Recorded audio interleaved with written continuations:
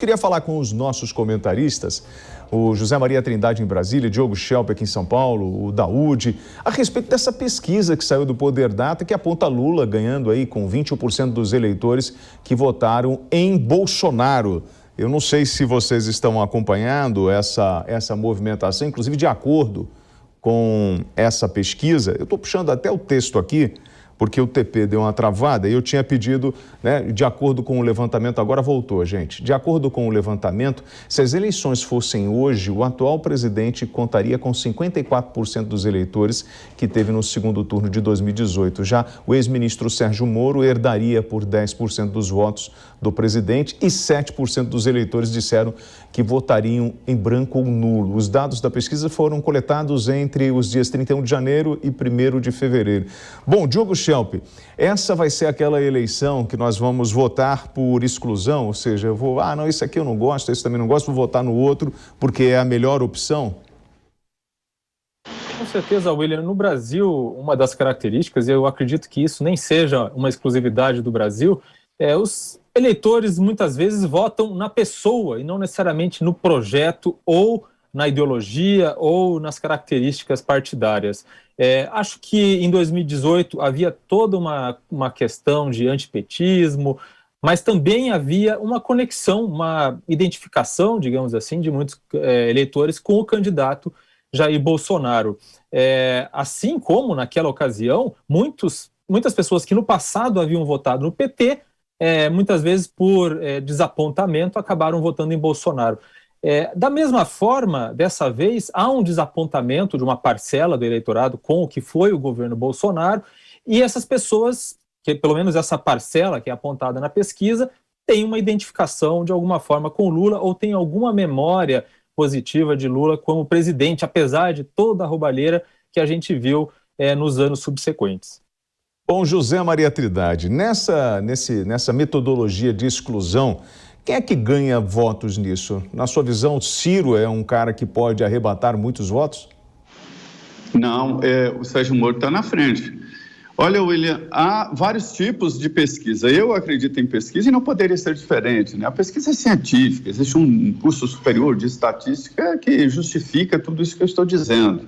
O que há, no caso de erros, é erros de coleta de dados, né? Ou mesmo mudança do eleitor. O eleitor muda de opinião, senão não existiria nem campanha eleitoral, eram os candidatos e pronto. Então, as pesquisas indicam um fragmento da realidade, uma fotografia do momento. E veja bem, eu estou vendo aqui várias pesquisas, são várias pesquisas que não podem ser divulgadas, né? Já com esta nova legislação eleitoral, agora não é nova, entrou em vigor, né?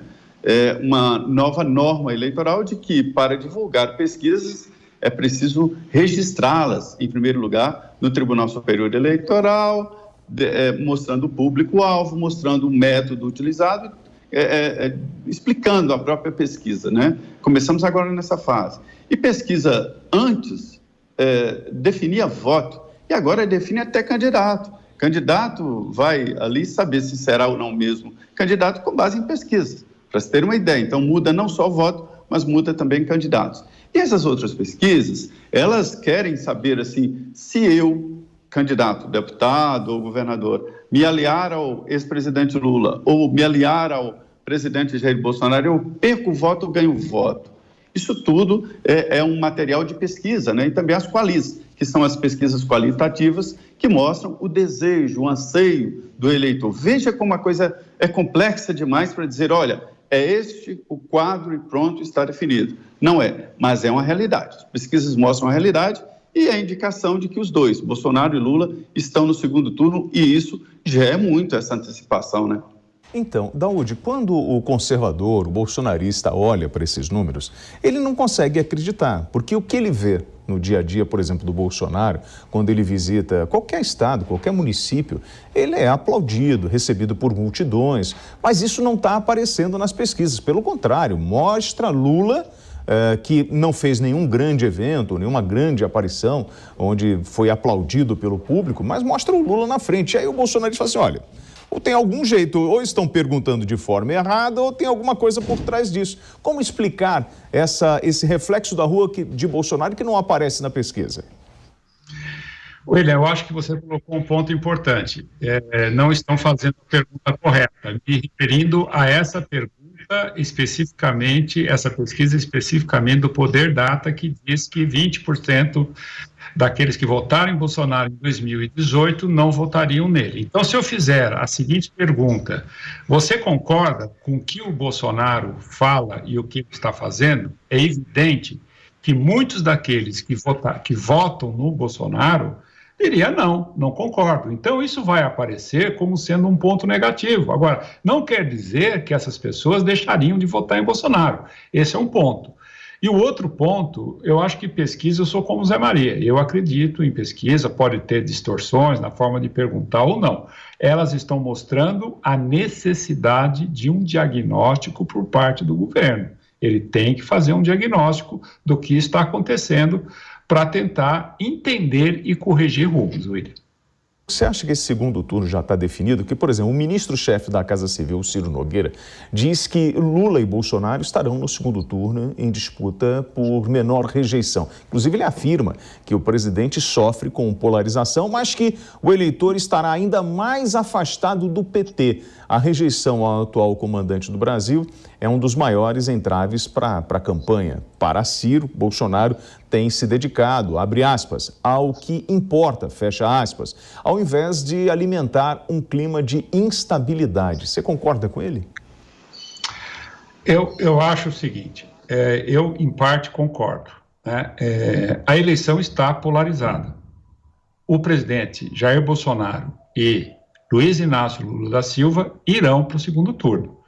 Como é que eu posso afirmar isso, William? Porque os candidatos da terceira via estão aí e eles não conseguem deslanchar. Eles estão aí, vai um pouquinho, vai para lá, vem para cá. Então, essa polarização, ela é evidente. O que eu me refiro muitas vezes é na forma que o Lula age. O Lula é muito perigoso. Ele trabalha muito com pesquisas qualitativas. Ele sabe o que o povo pensa. E o que o povo pensa não quer dizer que o povo votaria nele por isso. O povo não votaria nele por isso.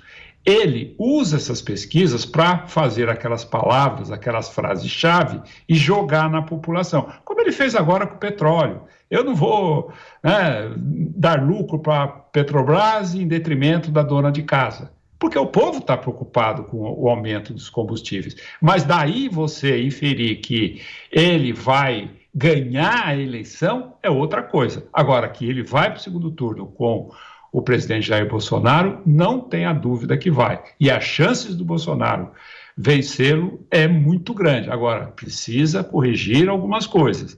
E isso, neste momento, é importante.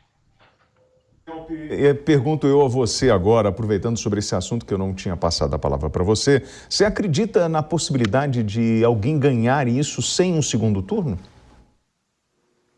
Sim, essa eleição, bom, algumas pesquisas chegaram a mostrar aí dentro da margem de erro que haveria uma possibilidade de que Lula vencesse no primeiro turno, né? Agora, eu concordo com o Daúde quando ele fala dessa polarização, que está bem clara, não é muito difícil, né, essa previsão do Ciro Nogueira de fazer essa antecipação, dado que as pesquisas mostram essa estagnação da terceira via, incapaz aí de avançar.